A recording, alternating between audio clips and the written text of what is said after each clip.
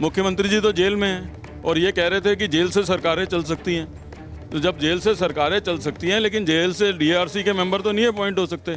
आम आदमी पार्टी जब बनी थी तो उसके बेसिक्स में जन लोकपाल के अलावा जो 8-9 चीज़ें लिखी थी उनमें इन कंपनियों के ऑडिट्स की बात की थी। आज 10 साल के बाद ये चुप क्यों हैं ऑडिट को लेकर?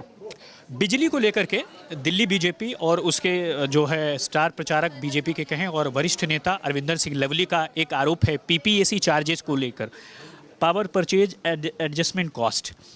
क्या आरोप है आपका? मेरा आरोप नहीं है।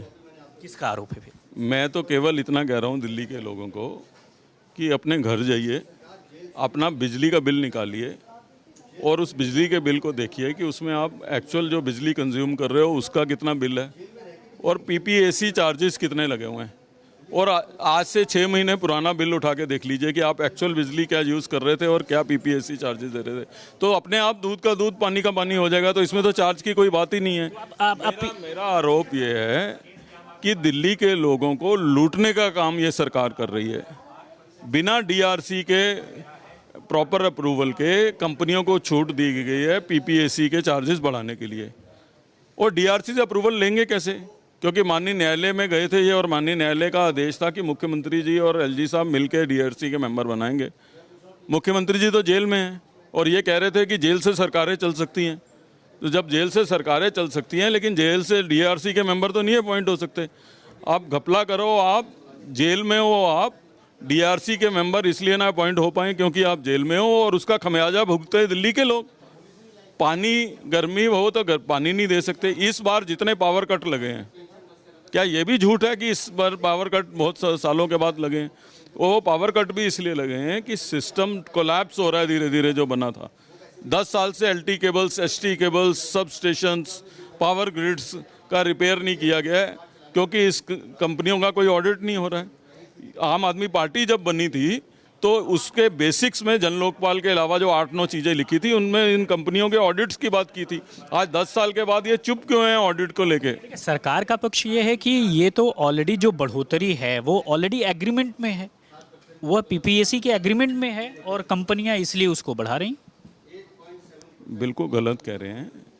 पीपीएसी एग्रीमेंट में है, लेकिन एक सीमा है पीपीएसी को इंक्रीज करने की।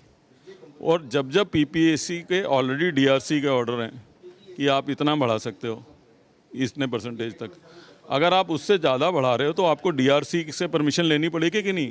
क्योंकि डीआरसी नहीं है तो ये कंपनियां डीआरसी को चिट्ठी लिख के इतिश्री कर रही हैं और बढ़ा रही हैं और ये सरकार उस पर चुप है।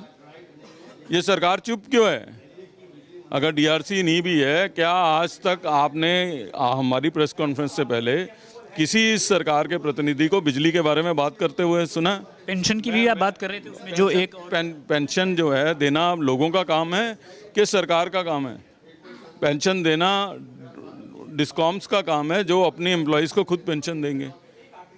1.7% होता था, 7% आज चार्ज किया जा रहा है आपसे। आप पेंशन दे रहे हैं कर्मचारियों को, वो महंगी बिजली खरीद। अच्छा, पहली बात, महंगी बिजली खरीदनी क्यों है? कि ये कोई रॉकेट साइंस है कि मई जून में दिल्ली में गर्मी नहीं होगी? ये तो हर साल की बात है। तो आप जनवरी में ही मई जून का पावर एग्रीमेंट क्यों नहीं कर सकते? अब आप जैसे कपड़ा खरीदने जाएं या कोई घर का सामान खरीदने जाएं, आप एक पैकेट ब्रेड खरीदोगे तो उसका एक रेट है। अगर आप उसी दुकानदार को कहोगे कि मैं 100 ब्रेड खरीद रहा हूं तो वो आपको सस्ते में देगा कि नहीं देगा? इसी तरीके से बिजली है। अगर आप समर एक्शन प्लान बनाती है सरकार तो महंगी बिजली खरीदनी क्यों करती है? आपको पता ही है कि पीक सीजन में बिजली ज़्यादा लगेगी तो उसका इंतजाम आप दिसंबर जनवरी में क्यों नहीं करेंगे? यानी साफ है कि जो आरोप प्रत्यारोप हैं वह लगातार चरम पर हैं। अश्विनी हेलन के साथ राम किंकर सिंह, आज तक।